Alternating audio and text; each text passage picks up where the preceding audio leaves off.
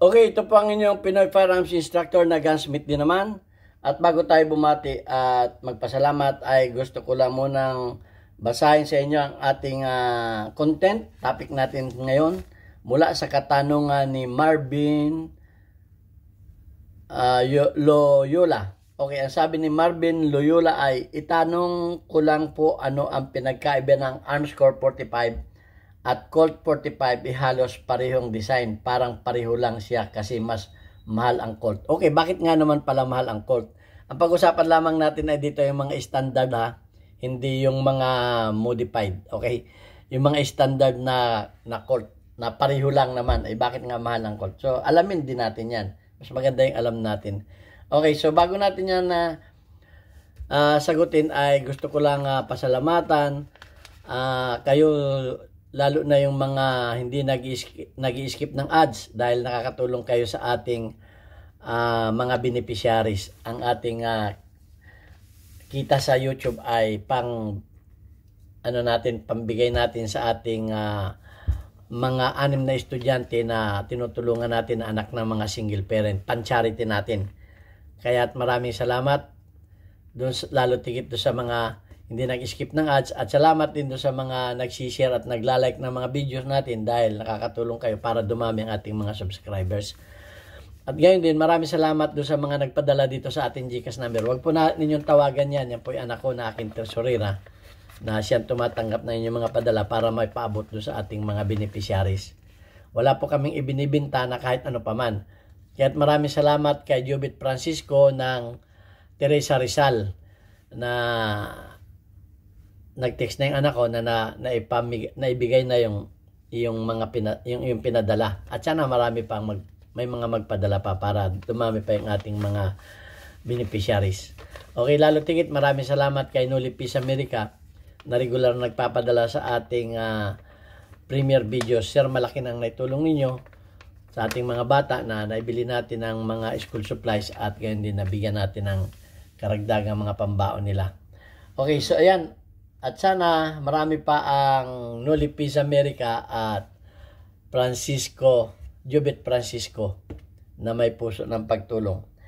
Okay, at sa katanungan ni Marvin Loyola, so bakit nga ba mahal?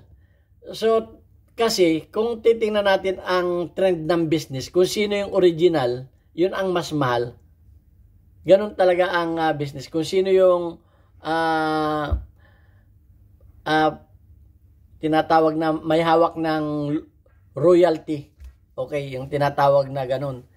At kahit pa sino, kahit sa anong business, bakit mas mura yung, kahit sa mga pagkain, bakit mas mura yung mga street food kaysa doon sa restaurant. At saka yung, kahit anong business yan, kahit sa mga damit, kahit sa mga sapatos, may mga gumagaya sa mga Adidas, may mga ganun. Pero, mas mahal talaga yon. Tingnan natin ang history muna ng alamin muna. May video na tayo ng history natin ng Armscore.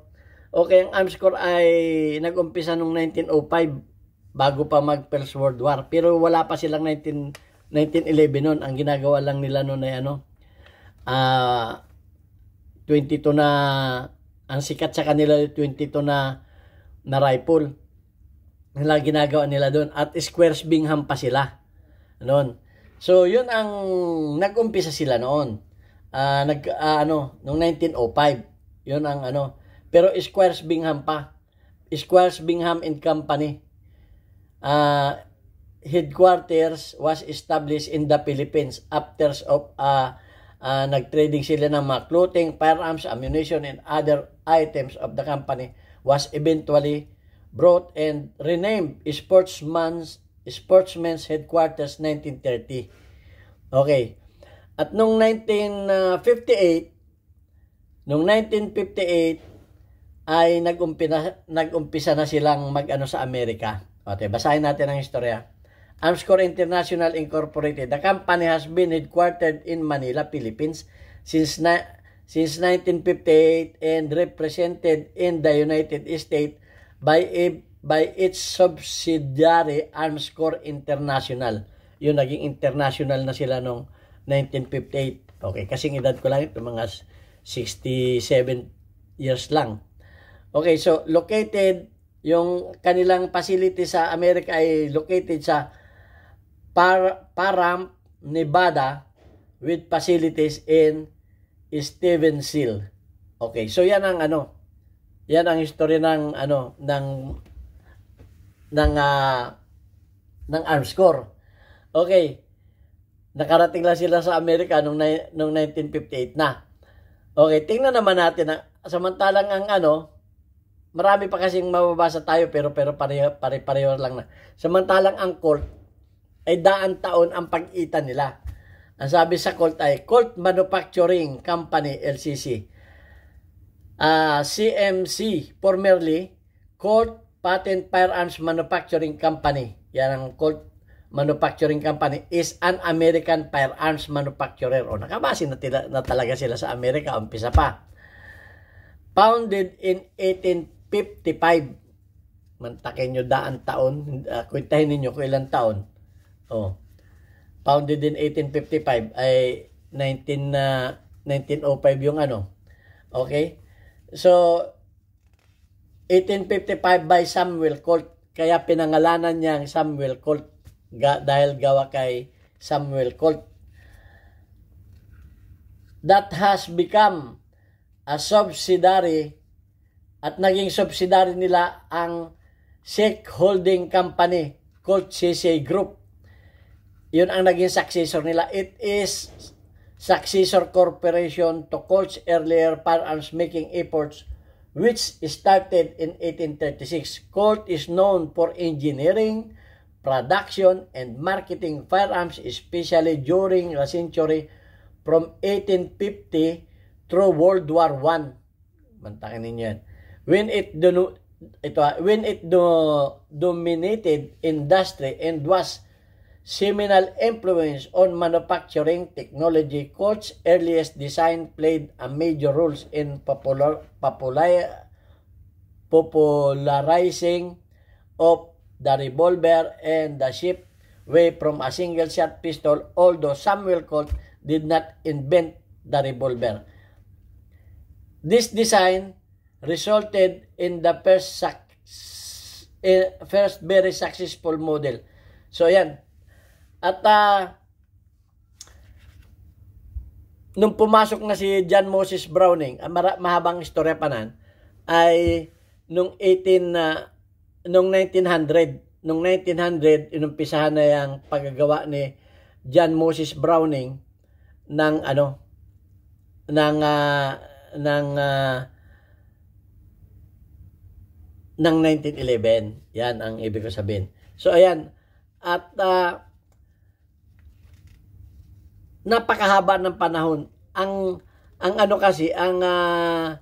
Colt ay ibang klase ang kanilang pagmamanufacture. So, at saka yung mga gawa ng yung mga sinaunang Colt, malaki ang history niyan. Ang nagpasikat niyan ay Amerika. So, nandyan yung nag-umpisa sa mga M, 1911 hanggang naging A1. May mga video na rin tayo niyan. So, sa maiksing salita, ay ang sabi dito ay Colt Manufacturing LCC, formerly Patent Firearms Manufacturing Company sa American Firearms. Ayun, pareho din. At kung makikita natin dito, Samuel Colt was born in 1814.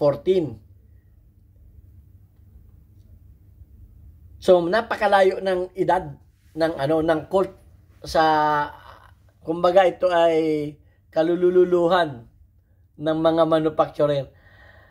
Colt ends after 175 years, nag-ends na after 175 years as an American gun maker at nabili sila ng Sheikh Firearms Company. Yan, after 175 years. Nabili na ngayon ng Sheikh Firearms Company. Ang sabi ay Czechoslovakia Group or CCG said it signed different agreement to acquire 100% of the shares of the Colt Holding Company. So napunta na yan. Pero Colt pa rin yung kanilang mga mga ginagawa. Kahit pasisi na sila.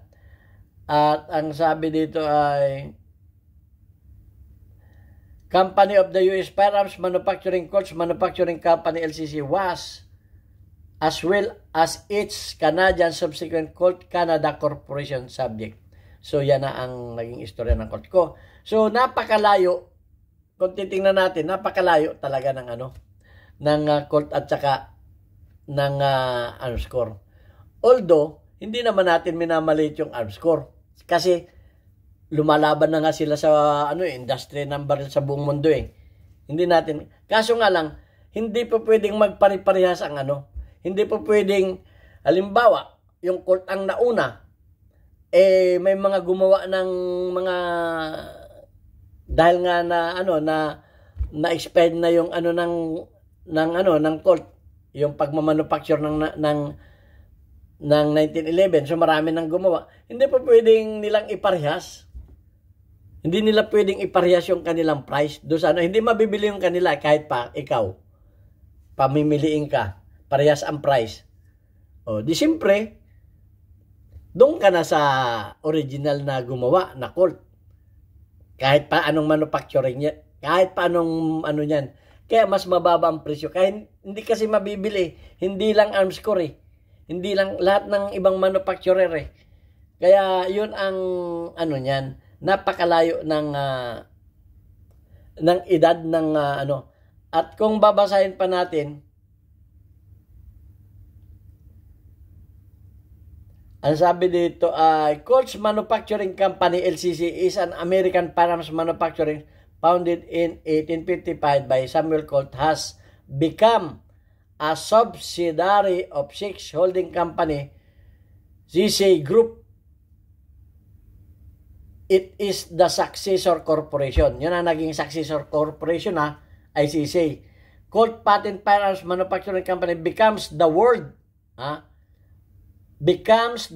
largest private arm factory producing 150 weapon daily. Yan yung history ng Colt. So, at ang isa pa, yung mga gawa nila ay ginamit ng mga military. Kumbaga yung mga gawa nila ay exclusive, naging exclusive kaya mahal. Research guide to materials relating to Colt's Patent Arms Manufacturing Company in the Connecticut State Liberal Estate Archive.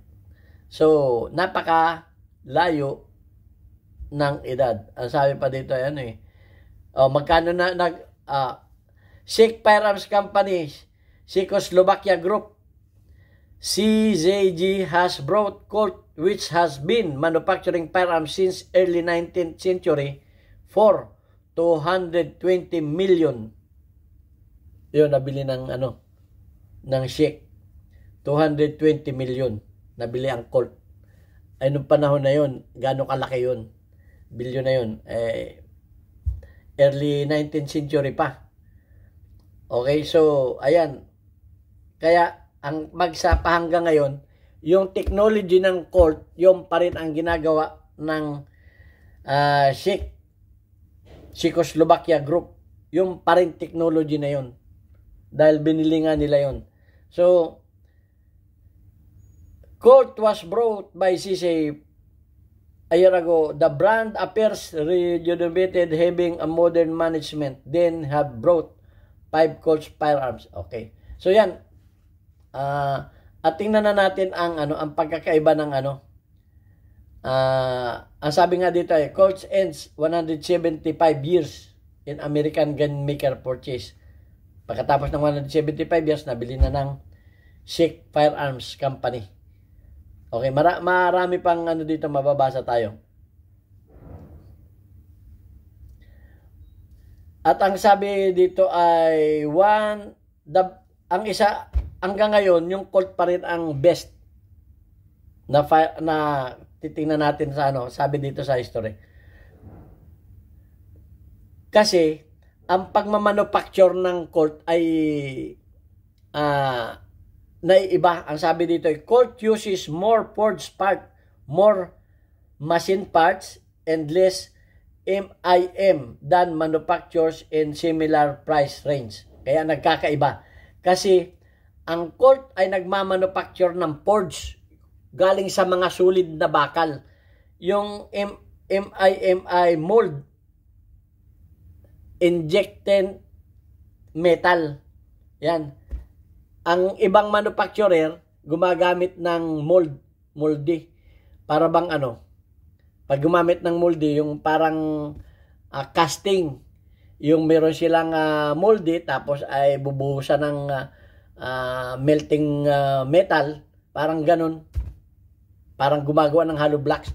Samantalang ang Colt ay talagang galing sa solid na bakal at inaano nila, pinoforge. Okay, yung forging ay yung bakal ay kinukorte nila na solid na bakal. Yun ang at more machine ang ginagamit nila. Ang sabi, one of the big difference in the firing pin safeties built some 1911s, all which are unnecessary. So yung ibang Colt ay ginawa na nilang meron ng safety mechanism, yung mga series 80 na. Yun ang nangyari na dyan. Kaya mas mahal pa rin yung Colt. At originally, Colt 1911 ay military issue. Sino ang nag-issue ng Colt 1911?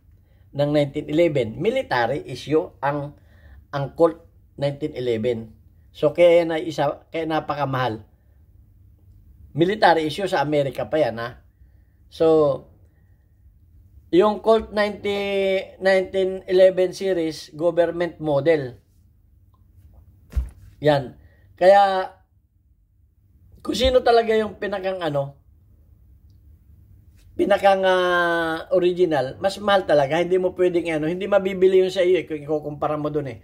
Ang sabi pa dito, many modern, ito na yung mga many modern 1911 manufacturer, utilize, ito na yung ginagawa nila, yung mga modern na, wag na tayo magbanggit ng mga ibang manufacturer, utilize metal injection molding. Yun ang sinasabi ko na MIM.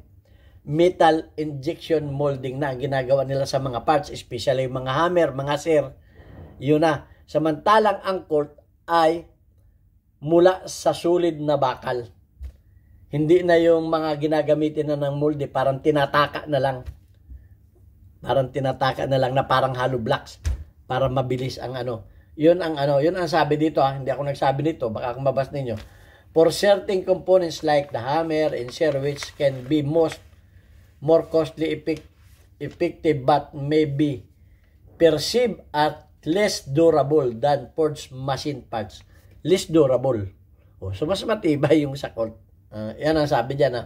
Ang sabi sa firing pin safety, sa manufacturers like Colt 80 incorporate firing pin safety. Ito na yung Series 80, may firing pin safety na mechanism to prevent accidental charge. Pero yung iba, while other like Kimber, Springfield, and Boutique manufacturers, yung mga ibang manufacturers ay nag-maintain ng original floating firing pin. Floating firing pin pa rin, walang safety block. Walang safety mechanism. Yun pa. At ang isa pang kagandahan ng nangyari ng Colt ay interchangeability.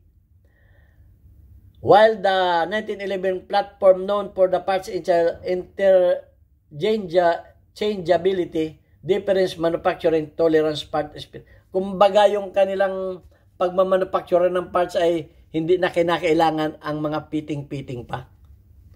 Paglipat-lipat mo ng mga parts, hindi mo na kailangan ng ang sabi dito. Tolerance parts specification between brands can affect the degree of which parts can be swapped without pitting. So, pwede mong iswap-swap yung kanilang mga pyesa nang walang pitting. Ganyan kagandang kumbaga precise ang kanilang mga sukat ng kanilang kahit yung mga parts nila. Features and aesthetic beyond functionality, manufacturers often differentiate themselves through features like sight, finishes, and grip design catering to different references and style. So may pagkakaiba yung kanilang pagmamanufacture. Kahit yung mga binanggit dito na mga ibang manufacturer. So, ang sabi pa rin ay leading pa rin ang Colt. Ang sabi sa forged and machine parts, Colt often uses more forged and machine components compared to some competitors. Yung mga kakompetensya, which can contribute the greater durability of longevity. Mas matibay pa rin. At ang kanilang ito, yung kanilang inspeksyon. Colt historically implements through inspection process including proof load testing of barrels and magnetic particles inspection to detect internal flows. Kumbaga yung kanilang pag-inspeksyon o yung kanilang quality control ay naiiba. Hindi naman natin inano na yung iba. Sabi ay potentially drawback at sabi pa use military specification. Nasa military specification. Colt sometimes adheres to older military specification for parts and fit which may not always align with a modern reference performance standard. Kaya ako natutuwa nung nabasa ko yung yung first nung tinisting ang Colt yung 1911 nung una, mantakin mong sa 6,000 na bala, walang ni isa mang malfunction, samantalang yung isang yung nakalimutan ko na isang brand na baril, naka 37 na malfunction. Yung nasa isa natin video, malimutin ako So ayan, kaya kaya wag kayong magtaka kung yung ibang mga 1911 ay nagbababatangal. Okay, so hindi pare-pareho ang nagmamanufacture. So yan, at wala naman tayong pinipintasan dito, natanong lang natin na sa atin ito. Kaya yan ang pagkakaiba, malaki ang pagkakaiba. Una, yung sa originality. Yung mga yari nila, sino ang mga gumamit. Siyempre, kaya nga yung mga, kahit ngayon, pag ang gumamit ay artista, sobrang mahal yan. Pag artista gumamit, yung mga kilalang tao, pag ginamit ng mga senador, mga Kaya nga ako nanonood ako ng ng mga porn star, tatanungin, ano ba ang history nito? Yun, ang isa pa. Ano ang history? Pag may history ang isang bagay, kita mo yung mga ginamit ni na Jordan, milyon-milyon yung sapatos. Ibenta mo yung ginamit ipagbibili kaya sa iyo ng magkanong milyon yung glove ni Marquez na nakapagpatulog kay Pacquiao. Ikumpara ninyo yun. Kung ilang milyon, ibibenta kaya sa inyo ng 5 milyon yun ni Marquez? Yung glove na nakapagpatulog kay Pacquiao. May mga history kasi yan. Yun ang tinitingnan dyan. Kaya, kahit pa yan ay magkaparehas, yan, yung history ang tinitingnan.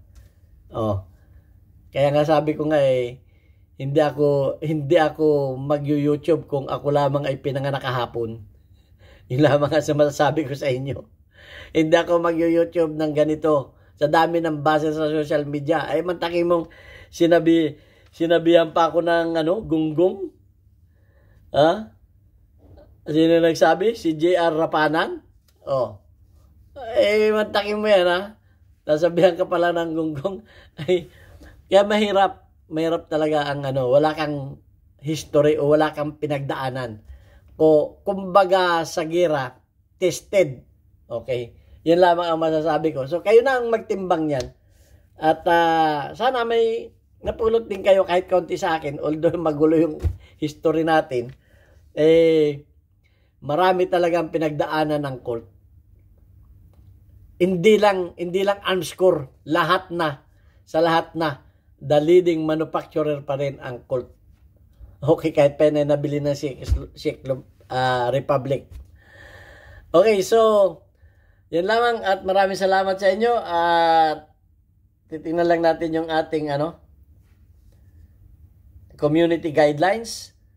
Okay, shout out kay Ragperch, meron nga 67 engagement. Shout out kay My George Geographic meron kang 19 engagement. Shout out kay Christine Lee, meron kang 56 engagement. Shout out kay Alex G, meron kang 1 engagement. At shout out kay Brian Butch Pido, meron kang 32 engagement. Okay, at shout out sa mga taga Pinamalayan Oriental Mindoro. Doon sa dati kong masishop, meron diyang bago kaming Papa Burgers. At sa halagang 40 pesos, mapapa burger kayo sa sarap. Bisitahin ninyo. Maraming pong salamat. Thank you very much.